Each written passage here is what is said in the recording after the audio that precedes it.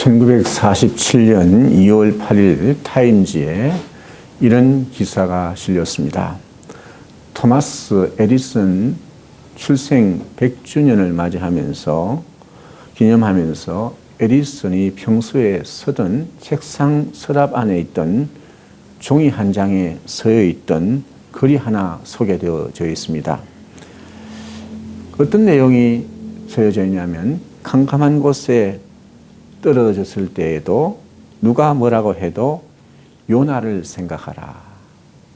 캄캄한 곳에 떨어졌을 때에도 누가 뭐라고 하든지 요나를 생각하라. 여러분, 요나는 하나님의 말씀을 어기고 니느웨로 가서 복음을 전하라고 했는데 다시스로 도망을 갔습니다. 그 결과 어떻게 되었습니까? 바다에 던져졌고 큰 물고기 뱃속에서 사흘 밤낮을 어려움에 처해 갇혀 있다가 하나님의 도우심으로 다시 사명을 부여받고 귀한 일을 감당합니다. 내가 깊은 바다에 빠졌을 때라도, 내가 깊은 바다에 빠져서 힘들 때라도, 그럴 때라도, 때로는 하나님 앞에 쫓겨났다 할지라도, 나의 삶의 자리에 여러 가지 일들이 옥죄어 오고 힘들다 할지라도, 소울의 고통이 나를 엄습한다 할지라도, 고난과 고통이 온다 할지라도, 깊은 바다에 빠져 있다 할지라도 하나님은 함께 계시고 우리를 도와주시는 줄로 믿습니다. 에디슨이 한평생 붙들고 산 하나님의 말씀이라는 것을 그 기사가 입증해 주었습니다. 나의 도움이 되시는 여호와, 오늘 말씀을 전하려고 하는데, 오늘 121편 시편 말씀을 읽으면 읽을수록 하나님의 은혜와 사랑이 우리의 심령 깊은 곳에 와닿음을 깨닫습니다. 참 은혜롭고 복된 말씀입니다. 우리 모두가 이 복된 귀한 말씀을 우리 마음에, 심령에 깊이 새기셔서 여러분의 인생의 삶에 복이 넘치기를 주님의 이름으로 간절히 축복합니다. 내가 산을 향하여 눈을 돌리라. 나의 도움이 어디서 올꼬. 여러분, 아무리 똑똑하고 잘나고 아무리 능력이 있는 사람이라도 혼자 살 수 없는 것이 우리의 인생입니다. 누구의 도움이 필요합니다. 그렇다면 누가 우리 인생에 도와줄 수 있을 것입니까? 때때로 같이 인생을 살아가는 사람들이 우리에게 도움을 줄 수도 있습니다. 우리가 가지고 있는 지식과 재능과 물질도 우리에게 도움이 될 때도 있습니다. 그러나 이 모든 것들이 우리의 진정한 도움이 되지 못한다는 사실을 우리는 익히 잘 알고 있습니다. 우리가 다 아는 대로 죽음 앞에서 물질이 무슨 소용이 있겠습니까? 죽음 앞에서 지식이 무슨 도움이 있겠습니까? 우리의 육신의 연약함도 마찬가지입니다. 아무리 지식이 있고 권력이 있고 권세가 있고 돈이 있고 물질이 있다 해도 육신의 병 앞에서는 꼼짝하지 못하는 것이 우리의 모습입니다. 그런 모든 것들이 우리에게 조금은 도움이 될지는 몰라도 진정한 도움이 되지 못합니다. 이 시편 기자는 우리 인생에 도움이 어디서 오는지를 알고 있었습니다. 나의 도움은 천지를 지으신 여호와에게서로다고 시편 121편 2절에서 고백하고 있습니다. 그렇습니다. 여호와만이 나의 진정한 도움이 될 수 있습니다. 여호와만이 여러분의 진정한 도움이 되는 줄로 믿습니다. 도움이란 말은 히브리 말로 에젤입니다. 에젤. 이 도움이 있어야 인생에서 생명에서 꽃을 피우는 겁니다. 생명을 풍성하게 하는 것입니다. 하나님이 인간을 도와주셔야 인간다움에 열매가 맺히고 꽃이 피는 줄 믿습니다. 왜요? 하나님이 열매를 가지고 계시기 때문입니다. 하나님은 우리를 돕는 분, 에젤의 하나님이십니다. 사무엘상 7장에 보면 12절 말씀을 보면 에벤에셀이라는 단어가 나옵니다. 하나님의 도움의 돌이라는 뜻입니다. 사무엘 시대에 이스라엘 백성이 블레셋과 전쟁을 하게 됩니다. 거기에서 승리했습니다. 그런데 도저히 이스라엘 백성이 블레셋을 물리칠 수 없는 상황입니다. 그런데 하나님의 도우심으로 승리하게 됩니다. 승리를 하고 난 다음에 거기에다 피석을 쌓게 됩니다. 그게 뭡니까? 에벤에셀이라고 고백했습니다. 7장 12절 말씀 보니까 사무엘이 돌을 취하여 미스바와 센 사이에 세워 이르되 여호와께서 여기까지 우리를 도우셨다 하고 그 이름을 에벤에셀이라고 했다고 했습니다. 출애굽기에 보면 모세가 출애굽을 하고 난 다음에 고백하는 내용이 있습니다. 18장에 보면 모세가 애굽에 있을 때 처음 아들을 낳았습니다. 이름이 게르솜이었습니다. 게르솜이라는 뜻은 이방의 객이 되었다는 겁니다. 그곳에 장가를 와서 광야에서 자식은 낳았지만 이방의 객이 된 같은 그런 힘들고 어려운 여정을 보내었습니다. 둘째 아들을 놓고 그 이름을 엘리에셀이라고 했습니다. 엘리에셀이라는 뜻은 하나님이 도우셨다 이런 뜻이거든요. 에젤, 에셀 같은 뜻이에요. 그러면서 고백하기를 엘리에셀이라는 이는 내 아버지 하나님이 나를 도우사 바로의 칼에서 구원하셨다 함이더라. 두 번째 아들의 이름을 엘리에셀이라고 지었습니다. 하나님이 도와주셔서 애굽에서 우리를 구원시켜 주셨다 고백하는 것입니다. 사랑하는 성도 여러분, 우리는 항상 하나님의 도우시 있어야만 우리 인생을 살아갈 수 있다는 것을 인정할 수 있기를 바랍니다. 하나님의 도우심을 받고 살아가려면 어떻게 해야 되겠습니까? 여러분, 어느 목사님 가정에 초등학교 다니는 1학년 아들이 있습니다.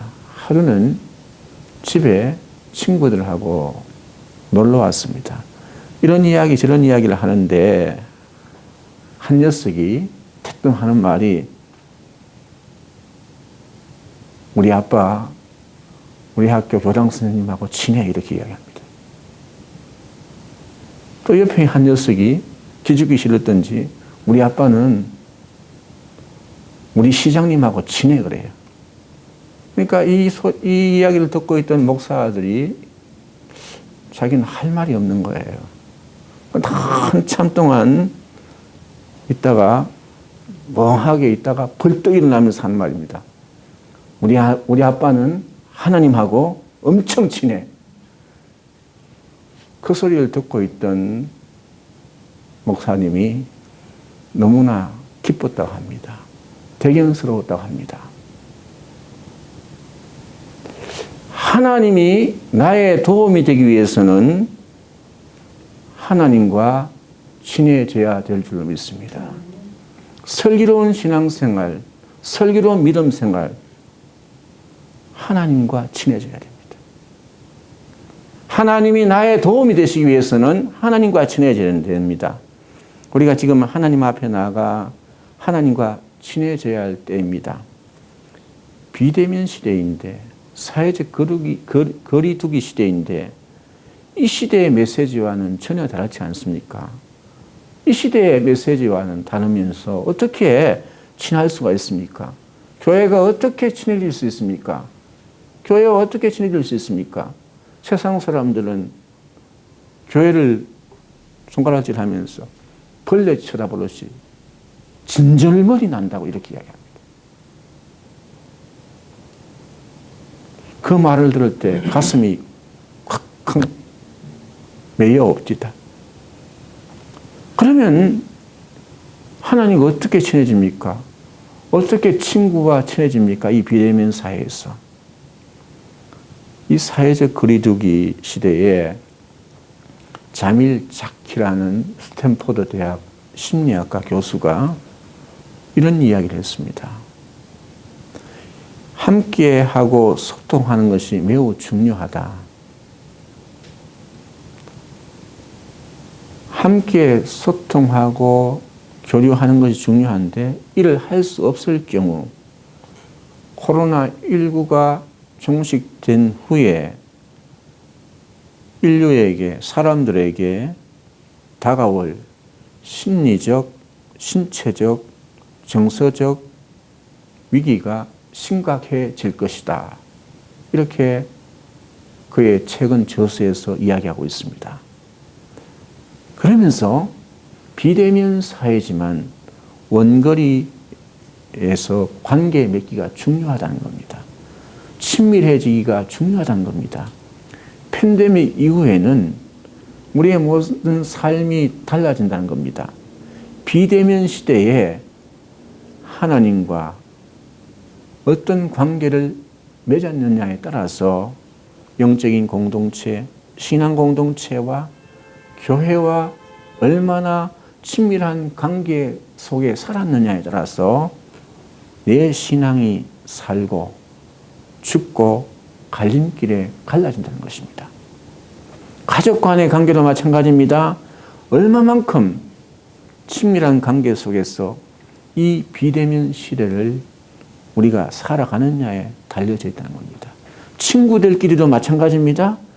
먼 거리에 있다고 관계를 맺지 않고 살아간다면 또 그 관계는 맺고 살아갈 때 많은 갈림길이 생긴다는 것입니다. 한 걸음 더 나아가 세상과 지금 우리가 뛰어가도 달아난 이 세상과 함께 어떤 관계를 맺고 이 시대를 어떻게 읽었느냐에 내느냐에 따라서 이 세상을 어떻게 선도하느냐에 따라서 팬데믹 이후에 우리의 모든 가치가 달라진다는 것입니다. 2000년 전에 예수님께서 인간의 몸을 입고 이 땅에 오셨습니다. 제자들에게 천국 복음을 가르쳤습니다. 제자들에게 전 세계에 나아가 하나님의 복음을 전파하라고 했습니다. 땅끝까지 복음을 전파하라고 했습니다. 때가 되어서 십자가에 달려주셔서 죽으시고 부활하신 다음에 제자들에게 명하십니다. 오늘 요한복음 말씀이 그 내용입니다. 제자들에게 말씀하셨습니다. 내가 이제 아버지한테 가야 할 터인데 제자들이 하는 말이 걱정스러운 얼굴로 고민을 합니다. 주님 가지 마세요. 우리랑 함께 계세요. 이렇게 이야기합니다. 그럴 때 예수님께서 말씀하십니다. 내가 떠나는 것이 너희들에게 유익하다. 그 대신 내가 보혜사 성령님을 너희에게 보내주겠다. 보혜사라는 뜻은 페라클레토스인데 도움을 준다. 조력자, 변호사라는 뜻입니다. 그러면서 땅끝까지 보혜사 성령을 보내주셔서 너희를 지켜줄 것이다. 너희와 함께 할 것이다. 모든 문제를 그분과 의논하라. 그분과 함께 동행하라. 그분과 함께 상담하라. 말씀하셨습니다. 그 내용이 오늘 요한복음 14장 25절부터 26, 27, 28절까지 내용입니다. 여러분, 오늘 우리에게 주신 말씀, 요한복음 14장 26절, 7절 말씀, 이 말씀을 여러분 것으로 초청할 때 받아들일 수 있기를 바랍니다.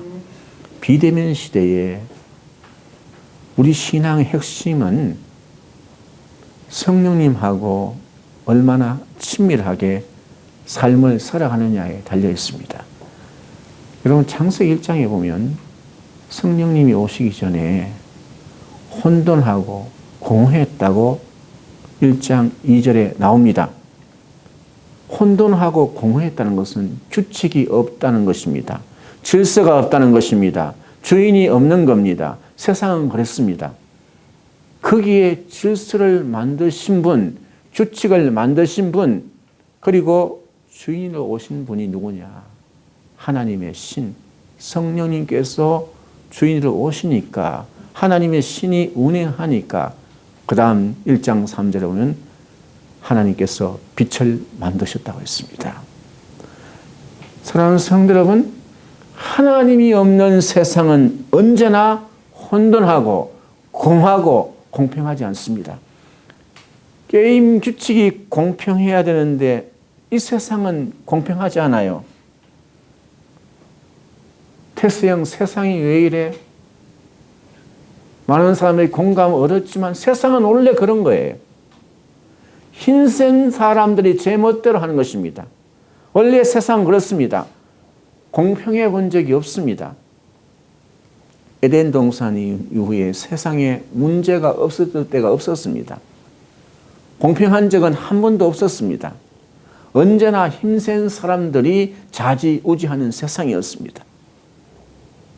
여러분 지금 백신이 개발되었다고 하지만 세계 250개 국 가운데 서구 문명, 서구에 있는 10개국이 다 장악을 했습니다.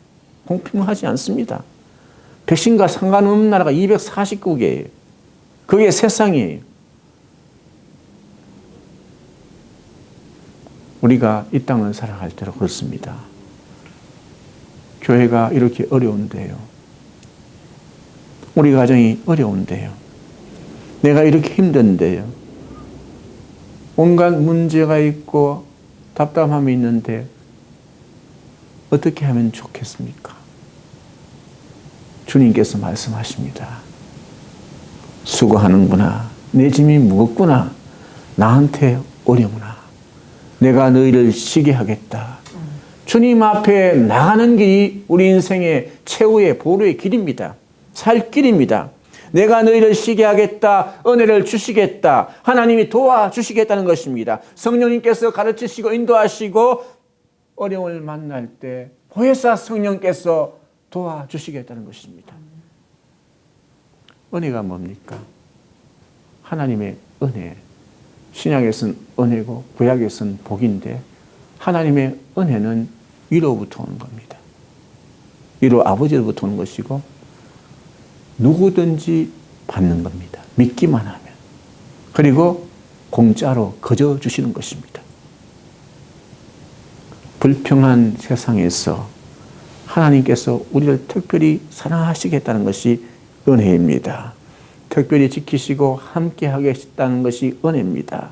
이게 은혜입니다. 공로에 따라서 내 잘난 여하에 따라서 하나님이 나를 대하시는 것이 아닙니다. 세상은 그렇게 대할 줄 몰라도 하나님은 우리를 공평하게 누구나 사랑하시고 은혜 베풀어 주신 줄 믿습니다. 그러므로 우리가 하나님 앞에 나가면 하나님이 우리를 불쌍히 여기시고 긍휼히 여기시고 우리를 사랑하여 주시는 것입니다. 특별히 우리가 연약할 때에 아무것도 할 수 없을 때에 세상에 벌레가 되어처럼 조롱받고 한 것 할 수 없는 힘이 없을 때 성경은 말씀합니다. 성령님도 연약함을 도우신다. 성령님께서 우리의 연약함을 도와주시는 줄 믿습니다. 우리의 연약함을 치유해 주시는 줄 믿습니다. 우리가 똑똑하고 우리가 건강을 위하여 했으면 문제가 다 해결되는 줄 알았습니다. 그러나 바이러스 하나에 지구촌이 이렇게 험하게 무너졌습니다. 누가 이럴 줄 알았습니까? 육체적으로 우리는 연약한 존재들입니다. 정신적으로도 굉장히 연약한 존재들입니다. 말 한마디에 눈짓 한 번에 마음이 무너지고 정신적으로 연약한 존재들 아닙니까? 우울하고 말 한마디에 분노합니다. 이 문제를 해결하지 않으면 내가 망하는 거예요. 젊은데 치매가 와요. 이 세상에 인간들이 얼마나 정신적으로 허약한 존재들입니까? 우리 인간은 영적으로도 허약한 존재들입니다. 인간만큼 연약한 존재가 없습니다. 우리가 아무것도 할 수 없을 때 정말 하나님 앞에 살려달라고 또 입에서 말이 안 나올 때라도 그럴 때 더욱 하나님께 가까이 나가야 될 줄 믿습니다. 성령님을 모셔드려야 될 줄로 믿습니다. 이때가 성령 충만함을 입을 때입니다. 보혜사 성령은 도움의 영이십니다. 우리 인생길이 답답할 때 가르치시고 생각나게 하시고 우리의 연약함을 고치시고 치료하십니다. 창세기의 1장 1절 말씀처럼 혼돈의 땅에 공허한 땅에 하나님의 신이 운행하니까 정상적인 것이 됩니다. 여러분 이 시대가 얼마나 혼돈스럽습니까? 얼마나 공허합니까? 이럴 때일수록 성령님의 기름 부음이 있어야 될 줄 믿습니다. 도자기를 구울 때, 또 그릇을 만들 때 도공이 그릇을 빚을 때 언제까지 그릇을 빚을 수 있습니까? 이렇게 빚었다가 또 무너뜨리고 마음에 안 들면 이렇게 다시 할 수 있지 않습니까? 언제까지? 그 물기가 촉촉할 때까지입니다. 마르면 못 빚습니다. 못 빚어냅니다. 이 말은 뭡니까? 성령께서 역사하시도록 성령님이 우리 인생에 기름 부음 주셔야 부드럽고 하나님 보시기에 아름답게 우리 인생을 빚어가시는 줄 믿습니다. 온갖 문제가 있지만 성령님이 역사하시면 해결됩니다. 여러분 이길 밖에 없어요. 성령님이 오시면 질서가 잡힙니다. 여러분 혼돈스럽습니까? 갈 길이 막막합니까? 주님 앞에 나아가 주님 도와주십시오. 기름 부음의 역사가 있게 하셔서 나를 만지사 부드럽게 하시고 만져 주옵소서. 새롭게 빚어주십시오. 간구하시기를 바랍니다. 호텔에 가면 방마다 키가 있지만 호텔 지배인이 갖고 있는 것은 뭡니까? 마스터 키가 있습니다. 그 마스터 키는 모든 문이 열려지는 것 아닙니까? 인생의 모든 문제를 해결하는 마스터 키는 우리 하나님, 성령님, 주님 앞에 말씀 부여잡고 기도하는 것이 우리 인생의 마스터 키인 줄 믿습니다. 기도가 기적의 통로입니다. 기도가 기적을 일으키는입니다. 기도 없는 기적은 없습니다. 예수님께서 십자가에 달려 들어가시기 전에 잡히실 때에 예수님을 파는 사람들, 예수님을 피해 도망하는 사람들, 또 예수님을 모른다고 부인하는 사람도 있었습니다. 그런 사람들이 제자였습니다. 그러나 오순절 다락방에 성령의 충만함을 덧입었을 때 제자들이 달라졌습니다. 우리 베드로가 달라졌습니다. 여러분, 우리 인생의 삶을 살아갈 때 우리 힘으로 할 수 없는 막다른 골목에 있을 때 성령님 오시옵소서. 성령님 나를 맡깁니다. 우리 가정을 맡깁니다. 하나님 길이 없습니다. 하나님이 도와주십시오. 나의 앞길을 맡깁니다. 그러면서 한 걸음 한 걸음 달려갈 수 있기를 바랍니다. 고의라는 관상어가 있습니다. 관상어가 있는데 이 고의라는 관상어는 의왕 속에 살면 5cm밖에 못 자란다고 합니다. 의왕 속에. 근데 연못에 집어던지면 25cm까지 자란다. 5배 더 자라죠. 그런데 이 고의를 강물에 던져버리면 100cm, 1m 자라는 거예요. 어떤 물에서 노느냐에 따라서 달라지는 거예요. 어떻게 기도하느냐에 따라서 달라지는 거예요. 하나님과 어떤 관계에서 살아가느냐에 따라서 우리 인생이 달라질 줄 믿습니다. 이 위기의 시대에 우리의 무기는 말씀 듣고 어떤 말씀을 듣고 기도하느냐에 따라서 내 인생의 크기와 넓이가 달라지는 줄 믿습니다. 찬송가에 보면 내 주 하나님 넓고 큰 은혜는 저 큰 바다보다 깊다고 했습니다. 너는 곧 닷줄을 끌러 깊은 데로 저 한가운데로 가보라고 했습니다. 여러분의 인생의 삶이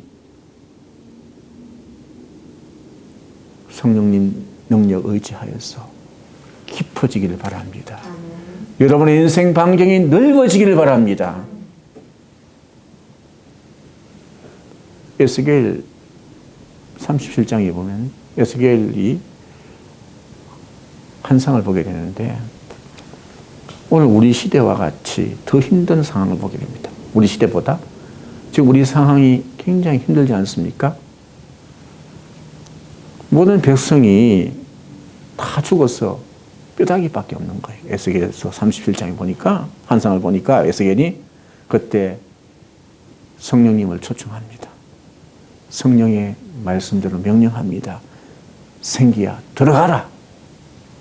다시 말하면 성령의 바람의 역사가 부니까 그 생기가 들어가니까 그 뼈들이 모여져 가지고 군대를 이루었더라. 할렐루야. 우리가 하나님 앞에 기도하면 성령으로 충만하면 성령님이 운행하시면 성령의 바람이 불면 마른 뼈들이 군대가 되는 줄 믿습니다. 세상을 치료하는 공동체가 되는 줄 믿습니다. 우리 교회가 그 사명을 감당하는 줄 믿습니다. 성령 충만해야 성령의 역사가 일어나야 성령님이 운행하시면 오순절 다락방의 역사가 일어나는 것입니다. 성령이 오시면 성령이 도와주시면 안 되네, 큰일 났네, 죽겠네, 미치겠네가 아니라 성령이 임하시면 반드시 우린 새로워질 수 있다. 반드시 할 수 있다. 반드시 할 것이다. 내가 하나님의 능력의 손에 잡히게 될 것이다. 문제가 해결된다. 사랑하는 성도 여러분, 사업을 해도 성령님과 동행할 수 있기를 바랍니다. 병원을 가도 아파도 주님 함께 해주십시오. 동행할 수 있기를 바랍니다. 공부를 해도 성령님 도와주십시오. 노래를 불러도 성령님 도와주십시오. 하나님 의지하고 내 앞길과 내 삶을 주님 도와주십시오. 나는 부족합니다. 성령의 역사가 일어나게 하여 주옵소서. 로마서 1장 16절 말씀 보니까 내가 복음을 부끄러워하지 아니하오노니 이 복음은 모든 자에게 구원을 주시는 하나님의 능력됨이라고 했습니다. 복음은 능력입니다. 능력은 듀나미스인데 다이너마이트입니다. 수류탄입니다. 폭탄입니다. 복음을 부끄러워하지 아니하고 내가 성령의 능력으로 기도하면 천지를 만드신 하나님 손에 붙들리면 복음을 부끄러워하지 않고 나가면 이 시대가 달라지고 여러분의 인생이 달라질 줄 믿습니다. 비대면 시대라고 하지만 이럴 때일수록 하나님 앞에 붙잡히기만 하면 많은 기회가 열려질 줄 믿습니다. 혼돈스럽고 공허한 땅에 성령이 임하면 질서가 잡히듯이 여러분 인생에도 하나님의 은혜가 임하면 여러분의 인생에 놀라운 일이 일어날 줄 믿습니다. 우리 다 함께 시편 121편 1절 2절 읽고 마치겠습니다. 내가 산을 향하여 눈을 들리라. 나의 도움이 어디서 올꼬 나의 도움이 천지를 지으신 여호와에게서로다. 이런 은혜가 여러분과 함께 하시길 바랍니다.